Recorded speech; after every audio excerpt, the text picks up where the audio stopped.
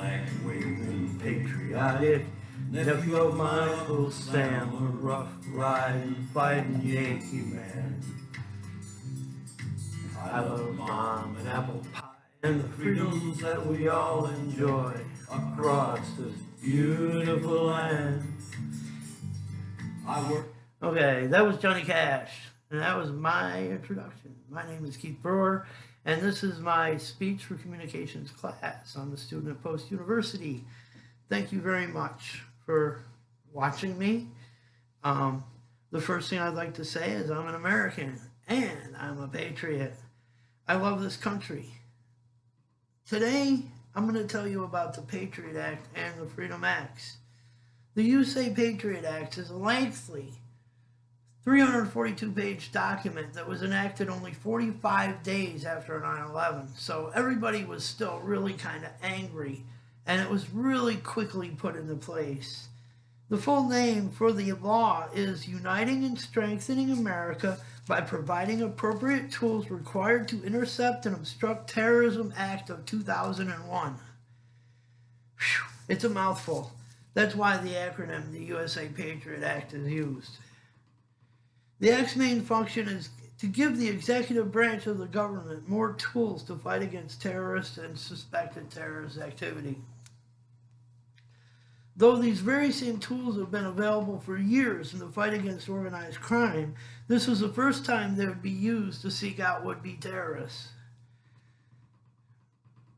According to encyclopedia.com, the Act's main goal is to deter and punish terrorist acts in the United States and around the world, to enhance law enforcement, investigative tools, and other purposes. Basically, it gives them nearly unlimited power concerning surveillance, following money that may be used to fund terrorist activity, and the tracking of cell phone records.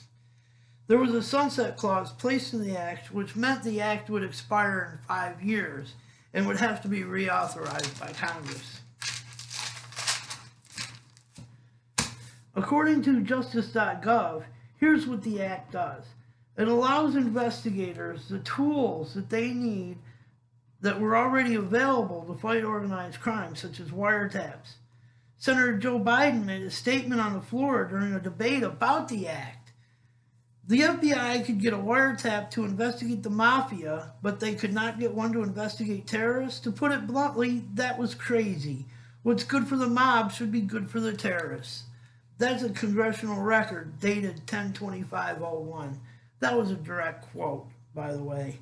The second thing it does, it allows law enforcement surveillance against terroristic crimes. The third thing it does, allows federal agents to follow sophisticated terrorists that are trained to evade detection.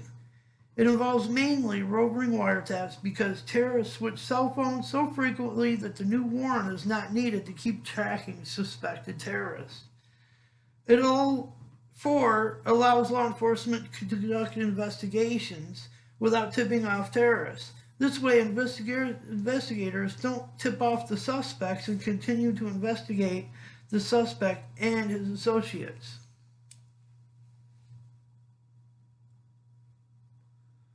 It allows federal agents to obtain a court order to procure business records in national security terrorism cases. 6, updated the law to reflect new technologies and new threats. 7, increased penalties to those who commit terroristic crimes, such as the Anti-Terrorism Death Act, which we haven't used yet, by the way. On June 2nd, 2015, the USA Freedom Act was put into place. It was enacted to replace the old USA Patriot Act, whose sunset clause had caused it to expire. The two acts are essentially the same, but there are 3 key differences. Congress won't. It concerns the storing of the phone records will be stored by phone companies and then requested by the government or investigative authorities if they're needed. So the government won't be storing the phone records. The phone records will actually be stored by the phone companies and they're requested by the U.S. government. The second thing is the FISA courts will release some of its ruling and rationales. FISA stands for Foreign Intelligence Surveillance Act. Now, this act dates back to the 1970s when spies were all over the place. Now, we're not worried about spies so much as we are terrorists. 3, companies will be allowed to release the number of requests received to turn over their records. Now, Reuters released this week photos of a suspected terrorist in New York City. So we can find him. Here's the authorities, the transit authority people, and this is Mr. Eula. This is from Reuters.com, and it's Mr. Eula. He's a suspected terrorist. A lot of people will say that the USA PATRIOT Act infringes on the freedoms of Americans concerning the Fourth Amendment rights. And you know what? The way I look at it is, as long as one of your contacts doesn't have a contact that's contacting a terrorist, you have nothing to worry about. That's how I feel about the subject. Here, I have some visuals. Political cartoonists have had a good time with this in the past years. Terrorists. We got a terrible picture here. Yes, you can say no. Did you know that if they want to look at your cell phone, you have the right to say no? Unless they come in under the USA Patriot Act, the USA Freedom Act. Then you don't have the right to say no. But the way I look at it is, I'm not committing any crimes or terrorism, so I don't have anything to worry about. The New York Times, in an article just one day before the USA Freedom Act, on June 1st, 2015, called it Risk versus Liberty. In their article titled, "In a Debate Over the Patriot Act, Lawmakers Weigh Risk versus Liberty." Even with this controversy, 77 senators voted to advance the bill. In this article, Peter Baker says Americans feel less scared of terrorism at home than at any point since 9/11. Any point since 9/11. We haven't been scared. You know why? Because we have the USA Patriot Act and USA Freedom Act. And hopefully we'll continue to have incompetent terrorists. Now, in closing, I want to share something with you. It's going to take a few minutes, so please bear with me. This is one of my favorite comedians of all time.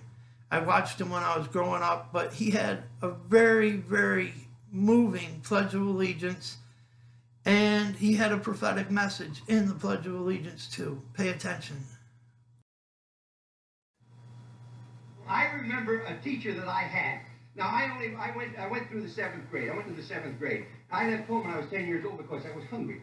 This is true. I work in the summer, I go to school in the winter. But I had this one teacher. It was the principal of the Harrison School in Vincennes, Indiana. To me, this was the greatest teacher, a real sage of my time, anyhow. He had such wisdom. And we were all reciting the Pledge of Allegiance one day. And he walked over, this little teacher. Mr. Laswell was his name. Mr. Laswell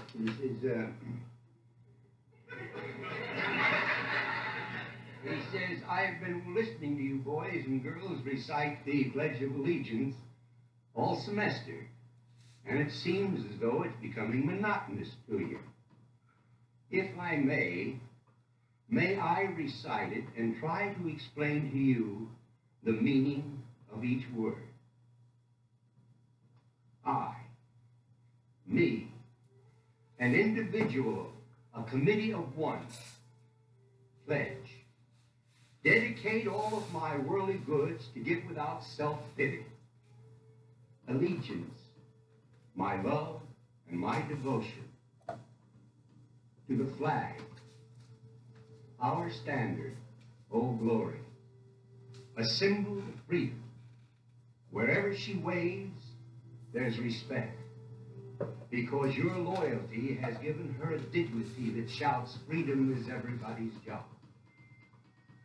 united. That means that we have all come together. States, individual communities that have united into 48 great states. 48 individual communities with pride and dignity and purpose. All divided with imaginary boundaries, yet united to a common purpose. And that's love for country. And to the Republic, a state in which sovereign power is invested in representatives chosen by the people to govern. And government is the people. And it's from the people to the leaders, not from the leaders to the people, for which it stands. One nation, meaning so blessed by God, indivisible, incapable of being divided, with liberty, which is freedom, the right of power to live one's own life without threats, fear, or some sort of retaliation, and justice, the principle or qualities of dealing fairly with others, for all, which means, boys and girls, it's as much your country as it is mine. And now, boys and girls, let me hear you recite the Pledge of Allegiance. I pledge allegiance to the flag of the United States of America and to the republic for which it stands, one nation, indivisible, with liberty and justice for all. Since I was a small boy, 2 states have been added to our country, and 2 words have been added to the Pledge of Allegiance: under God. Wouldn't it be a pity if someone said that is a prayer and that would be eliminated from schools too?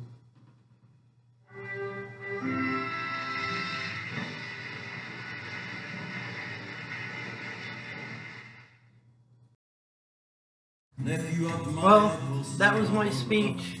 I want to thank you for paying attention. I want to bring 2 things to point what Red Skelton said about living without.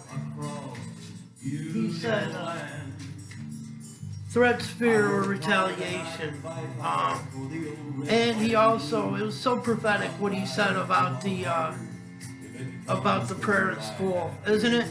Because I don't even think they say the Pledge of Allegiance in school anymore. But anyway, this is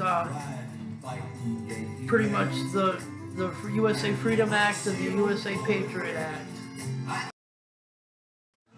Hopefully you gained a little understanding about what the 2 acts are and what freedom costs. And if saving American lives takes these measures, I would say, then it's worth it, because we're not losing American lives. We need all our citizens, and we don't need to lose them to terrorists. And we need to put the Anti-Terrorism Death Act back into work, man. We haven't used it yet. If these people want to meet Allah so bad, I think we should let them. That's just how I feel. If they want to blow themselves up, they want to die anyway. So what's going to hurt if we kill them? Thank you very much. And I hope you learned something.